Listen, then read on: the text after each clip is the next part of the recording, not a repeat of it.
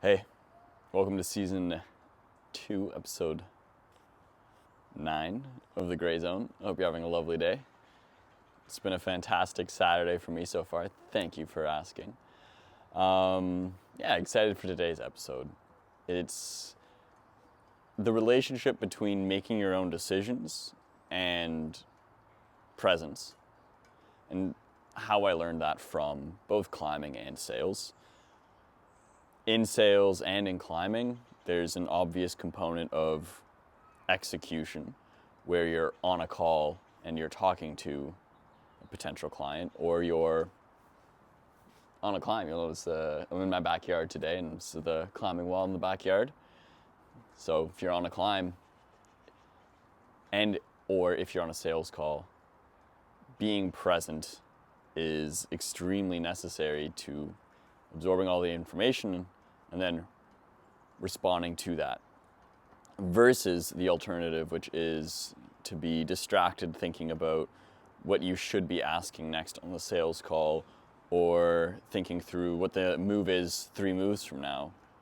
It takes away from what you're doing in the present moment and makes it more likely that you'll fall off the climb, or that you'll miss some important information and stop speaking to your prospect for who they are and where they're coming from, and start speaking to them in a sort of more robotic, scripted way, which I think creates less of a natural environment for everybody and makes a sale less likely. Now, there's an element around making your own decisions that has to do with ownership. So for example, if you're doing a climb for the first time, you might ask somebody, hey, what did you do here? What did you do there? Because you want to increase the probability of your ability to succeed and send it on the first try. So you might get some advice from that person, or you might get some advice from a mentor in sales of how to approach a certain type of call. And these are all great things. The problem is relying too much on that.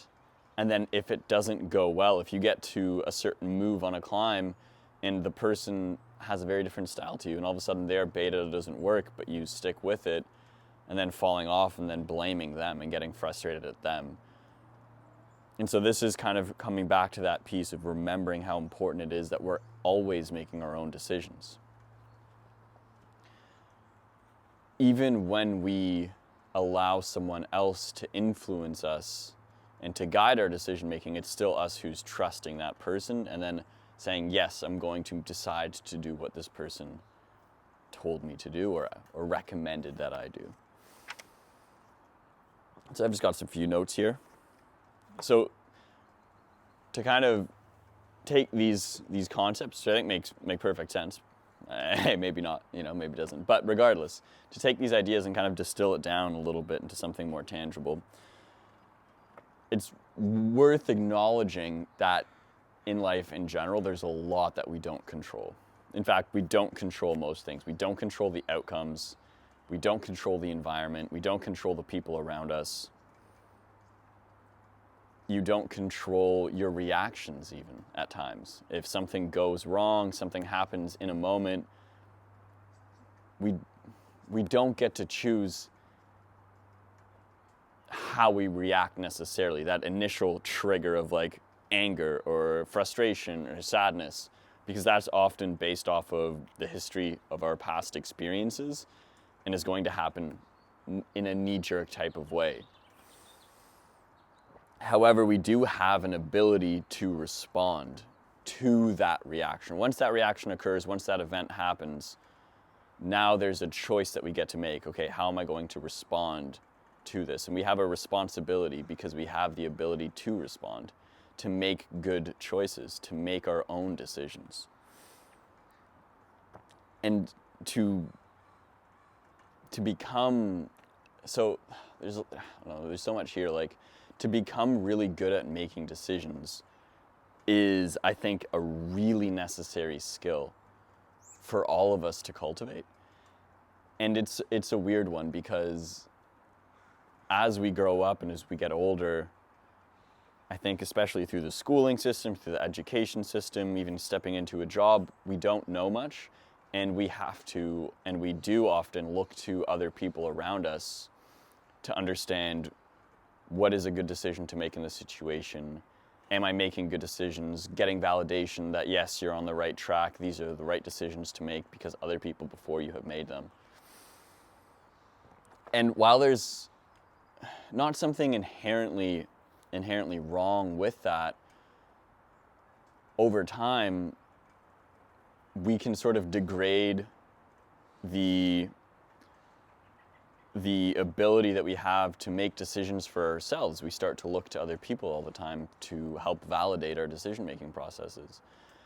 And I think it's so important to remember that we're always making our own decisions. Like I said at the start, even if you defer to somebody else, you're still deciding to do that. And so you may as well look to yourself and what you think is best to do and decide from there. And I think that making that shift to looking inwards, to deciding how you want to react and respond to life, has a huge impact in terms of honestly like how alive you feel. Because I think when you make your own decisions, when you look to yourself to make your own decisions, there's more ownership. You can't shift the blame of the consequences to other people or to the external environment so much, because ultimately you recognize that, hey, I decided to do this. Even if I decided to listen to someone else, that's on me 100%. And when you start to make your own decisions and trust yourself to make your own decisions, which I think is the hardest part, again, that ownership piece increases dramatically. All of a sudden, I own the full consequences of these decisions. There's more vulnerability in that. And you feel the pain of the consequences more when you make a mistake. But you also, like, the success that might come or the positive consequences that might come are also more on you. And so there's this increased vulnerability. There's this increased potential to feel the negative consequences and recognize that it's fully on you. But I think that makes people feel more alive. Like, I think if you're constantly just doing what others tell you to do, if you're following the path that's been laid out in front of you by the normal standards of those around you, it becomes very easy to start to feel bored, dim, like life is very mundane and slow, versus, again, trusting yourself to make your own decisions, to take risks, to decide something for yourself is completely different. I mean, just doing this podcast, for example, it's vulnerable. Like it is vulnerable for me to be posting this and sharing this, and sometimes I question that. But the consequences of sharing this, if I share something and it goes completely down the tube and there's really a negative response from somebody, I learn so much more from that experience than if I followed the standards of my peers around me, which is to not post or share a podcast, for example. Whatever the case might be, I'm sure you can apply this to your own life, because I don't know you and I don't know what your life is like, but that's sort of my own example here. And so then the main question that I think is important to consider is, how do we become good at making our own decisions? And how do you become good at anything is, well, you have to do it a lot. You have to make your own decisions and be conscious about that. But it comes back a little bit to what I'd mentioned at the start. Like when you're on a sales call, when you're on a climb,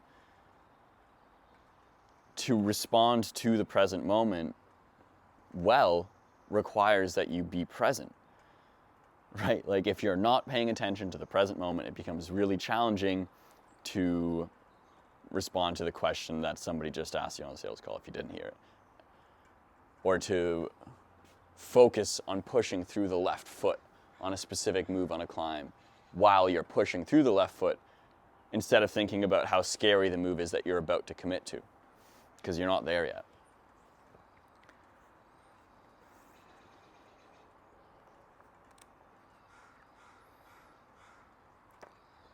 And so to be present is obviously also a skill, and I think that it's actually a very challenging one.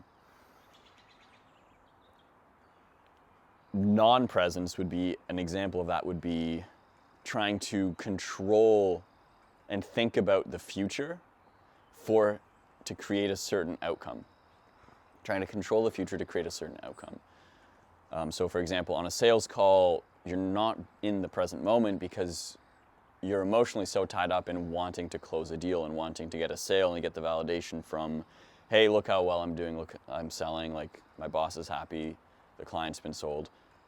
It's, first of all, it's very selfish, but regardless, again, you're focused on the future, on trying to control for a certain outcome, or another option could be thinking about the past, trying to analyze the past and understand why certain things happened to avoid them from happening again or to create a different outcome in the future. So there's a similar element there. And these aren't bad things at all. Before you're on a climb or before you're on a sales call, it's really helpful to plan out how could this go, what could come up, what moves should I be doing in these positions, how do I want to feel when I'm there? Or after a climb or after a sales call, what could I have done better? That's fantastic. That's super necessary. But when you're on a call, when you're on a climb, you need to practice trusting yourself to let go of predicting the future and trying to control for an outcome, which you can't anyways. It's impossible to control the outcome. And so it's a losing game that is only going to cause anxiety trying to control the outcome in a situation where you can't. Or analyzing and predicting what you just said, or analyzing the past, looking at what you just said, could I have said that better while you're on the call? Again, not helpful. And so we need to practice trusting ourselves in the present moment. And predicting the future, analyzing the past, these can be these false safety nets that give us the illusion of having more control over creating a certain outcome, when in reality we don't have control over that anyways. And so to trust yourself means to recognize, for me at least, okay, I'm going to let go of trying to predict the future because I know that regardless of the outcome, if it goes great, fantastic, I can handle that. And if it doesn't go well, I'll be okay.